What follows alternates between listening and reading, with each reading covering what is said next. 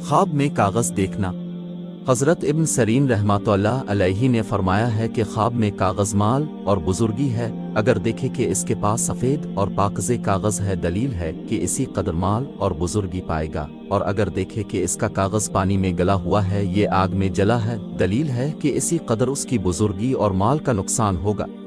حضرت ابراہیم کرمانی رحمۃ اللہ علیہ نے فرمایا ہے کہ خواب میں کاغذ علم اور دانش ہے، اگر صاحب خواب دیکھے کہ اس کے پاس بہت سے کاغذ ہیں دلیل ہے فضل اور علم میں شہرت پائے گا، اور اگر صاحب خواب مفسد اور جاہل ہے تو اس کی تعویل خلاف ہے۔ حضرت جعفر صادق رحمۃ اللہ علیہ نے فرمایا ہے کہ خواب میں کاغذ کا دیکھنا 4 وجہ پر ہے: نمبر 1 عورت، نمبر 2 بزرگی، نمبر 3 دولت، نمبر 4 مکار اور ہیلا۔